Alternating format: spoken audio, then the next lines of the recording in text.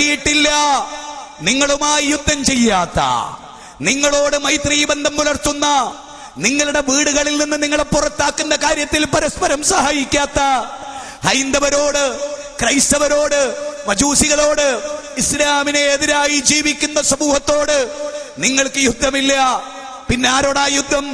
ഇസ്ലാമിന്റെ ഉന്മൂലനം കൊതിച്ച് ഇസ്ലാമിക സമൂഹത്തെ വേട്ടയാടി ഗുജറാത്തിന്റെ മണ്ണിലൊക്കെ ഉണ്ടായത് അതാണല്ലോ.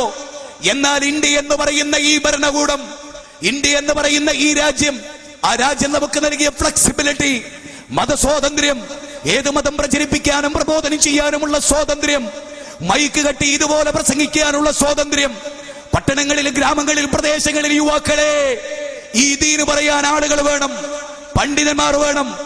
അല്ലാഹുവിന്റെ ദീനിന്റെ ദിവ്യ വഴിപാടനുസരിച്ചുള്ള പ്രബോധനം നടത്താൻ ആളുകളില്ലാത്ത ഒരു ലോകത്ത് الذين يتبعون الرسول النبي الأمي الذي يجدونه مكتوبا عندهم في التوراة والإنجيل يأمرهم بالمعروف وينهاهم عن المنكر ويحل لهم الطيبات ويحرم عليهم الخبائث ويضع عنهم مصرهم والأغلال التي كانت عليهم.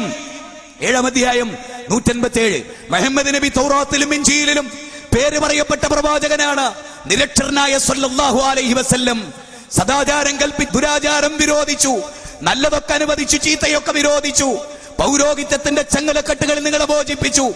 ഏതോ ലബനാനി പെണ്ണിന്റെ മുടിവിട്ട് കോടികൾ സമ്പാദിക്കുന്ന രോമ സാമ്രാജ്യത്തിന്റെ അധിപന്മാർക്ക് നേരെ തൗഹീദിന്റെ പടകാകളം മുഴക്കാനാണ്.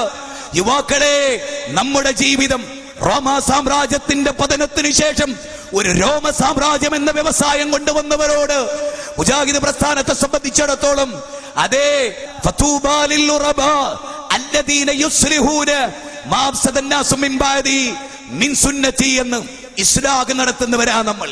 നമുക്ക് വിശ്രമിക്കാൻ സമയമില്ല. നമുക്ക് എവിടെ സമയം? നമുക്ക് പരലോകത്താണ് വിശ്രമിക്കാൻ സമയം. അതുകൊണ്ട് മരണത്തിന് ശേഷമുള്ള ഒരു ജീവിതത്തെ ഓർമ്മപ്പെടുത്തട്ടെ. എന്നിട്ട് ഞാൻ വിരാമം കുറിക്കട്ടെ. മരിച്ചു പോകും. ഏത് നിമിഷവും എപ്പോഴും ഇവിടെ ഇരിക്കുന്ന ഓരോരുത്തരോടും സാമ്പത്തിക രംഗം ക്ലിയർ ചെയ്യണം. ജീവിതത്തിലെ ഏതേത് രംഗവും ക്ലിയർ ചെയ്യണം.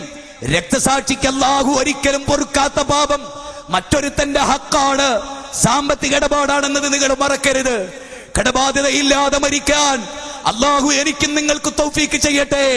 ഒരാളെ പറ്റിച്ച് ചതിച്ചുണ്ടാക്കിയ പണം സ്ഥായി ഭാവമുള്ള പണമല്ല എന്നെല്ലാവരും അറിയുക. അതേ അതെ, വിശുദ്ധ ഖുർആൻ പറഞ്ഞ വല്ലദീന യുൻഫിഖൂന ഫിസ്സറാഇ വദ്ദറാഇ വൽഖാദിമീനൽ ഗൈള വആഫീന അനിൻ നാസ് അല്ലദീന യത്ലൂന കിതാബല്ലാഹി വഅഖാമുസ്സലാ വഅൻഫിഖൂ മിമ്മാ റസഖ്നാഹും സിർറൻ വഅലാനിയ. അതുകൊണ്ട് സമ്പത്ത് ശുദ്ധീകരിക്കുക, ജീവിതം ശുദ്ധീകരിക്കുക. യൗമ ലാ യൻഫഉ മാലും വലാ ബനൂൻ ഇല്ലാ മൻ അത്തല്ലാഹ ബിഖൽബിൻ സലീം.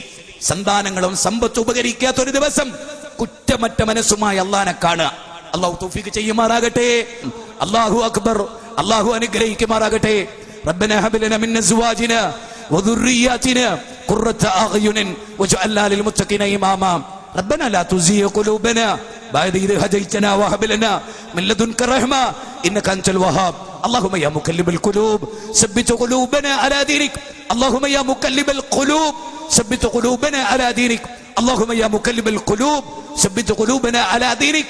ربنا آتنا في الدنيا حسنة وفي الآخرة حسنة وقنا عذاب النار. آمين برحمتك يا أرحم الراحمين. السلام عليكم ورحمة الله وبركاته.